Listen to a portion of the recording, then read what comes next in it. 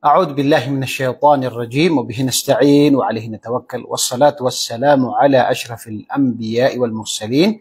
Amma ba'd, mga minamahal kong mga magulang at mga kapatid sa panampalataya, muli, Assalamualaikum warahmatullahi wabarakatuh sa inyo lahat. At sa mga oras na ito, ang paksa po na pag-usapan natin ay isa na naman pong mga katanungan na ating bibigyang linaw. Na ito ang paglason kay Propeta Muhammad sallallahu alaihi wasallam na sinasabi ng mga hindi Muslim na hindi daw tunay na propeta si Propeta Muhammad sallallahu alaihi wasallam dahil siya ay namatay ng dahil sa lason. At ang kasagutan natin dito, una-una, ay ang nabanggit po sa hadith na siya po ay nararamdaman pa rin niya yung tinatawag na lason na ito nung siya ay lasunin. Sila ay kumain kasama ng kanyang mga ibang mga sahaba at merong isang Hudyo na kung saan nilagyan niya yung karne ng napakaraming lason. At nung kinain nila ito ay nagsalita ang kambing o yung tinatawag na karne at sinabi niya kay Propeta sallallahu alaihi wasallam na ako ay mayroong lason.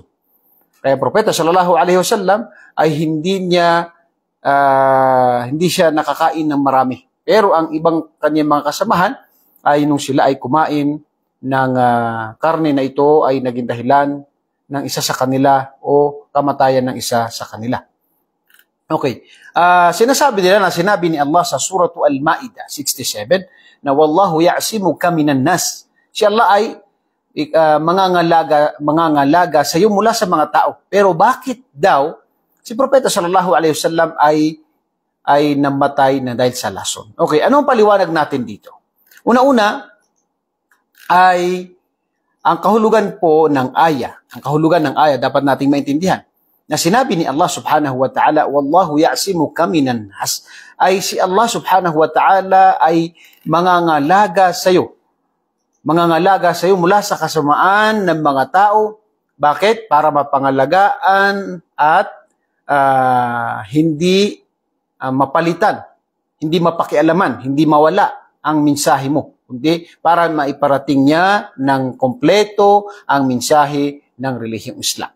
So dahil dito, hindi po ibig sabihin na siya ay pangangalagaan ni Allah, ay ibig sabihin na hindi siya pwedeng magkasakit, hindi siya pwedeng tamaan ng lason o anumang mga bagay-bagay.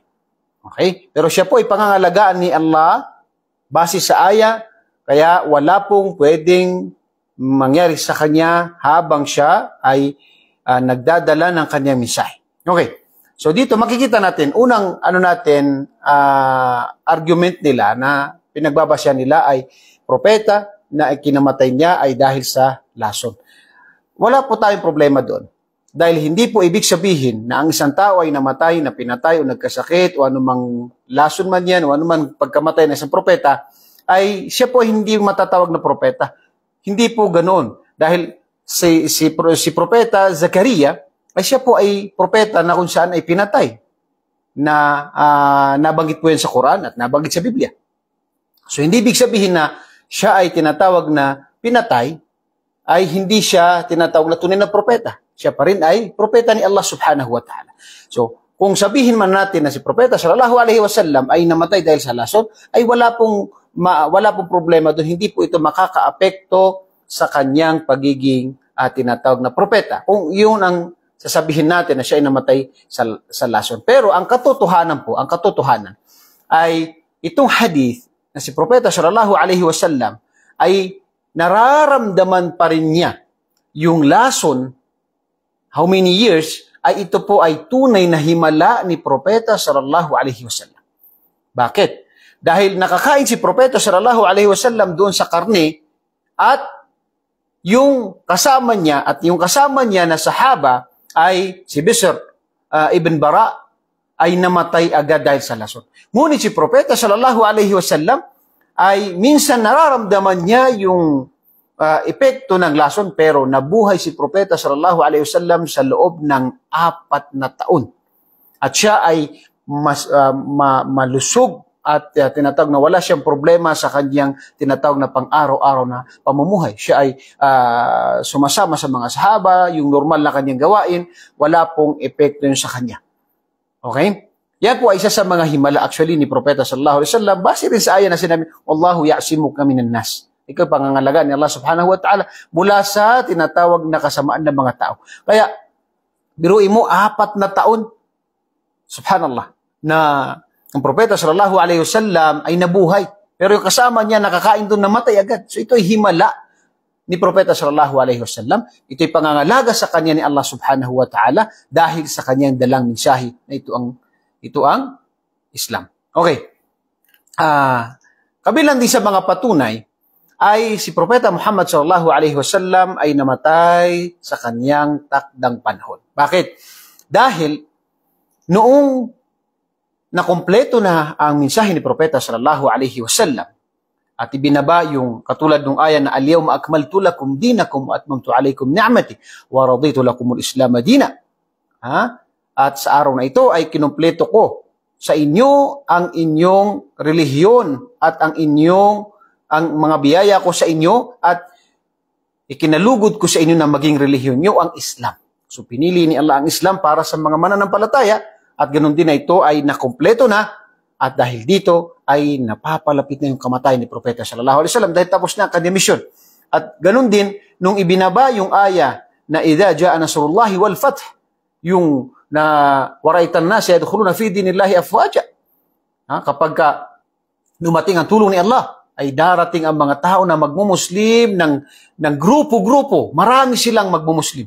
At ito ay mga tanda ng kamatayan ni Propeta sallallahu alaihi wasallam kung saan si Abu Bakr as-Siddiq siya ay umiyak nung ibinaba ang isa sa mga talata na ito dahil nalaman niya na malapit ng kamatayan ni Propeta sallallahu alaihi wasallam. At isa sa pinakapatunay dito sa hadith ni Imam Bukhari ay sinabi ni Propeta sallallahu alaihi wasallam sa isang mga hadith na bal as'alullah ar-rafiq al-a'la ma'a Jibril wa Mikail wa Israfil.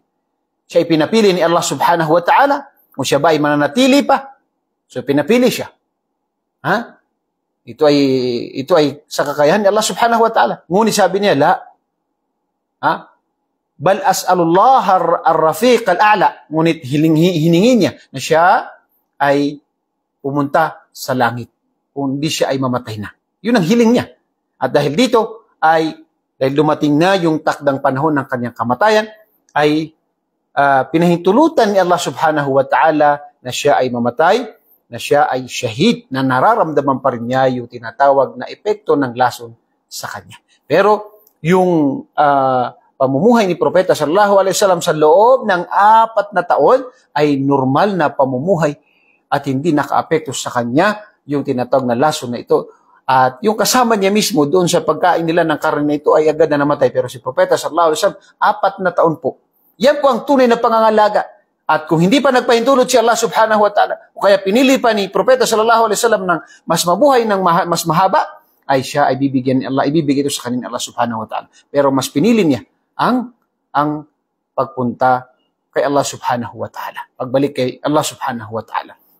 So dahil dito, ito ay patunay lamang sa tinatawag na pangangalaga sa kanya ni Allah subhanahu wa ta'ala katulad ng nabanggit sa ayah na wallahu ya'simuka minan nas. Si Allah ang mangangalaga sa iyo mula sa mga tao at ganun din, ito ay himala. Bakit?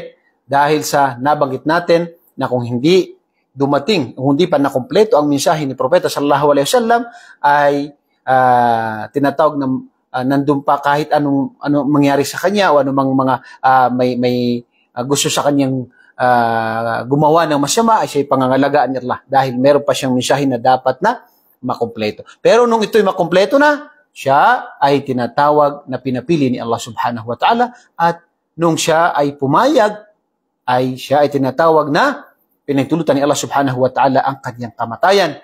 At alhamdulillah, isa ito sa mga himala ni Propeta sallallahu alaihi wasallam base sa hadith at ito ay malinaw na tinatawag na karangalan sa kanya dahil namatay siya na shahid kay Allah subhanahu wa ta'ala.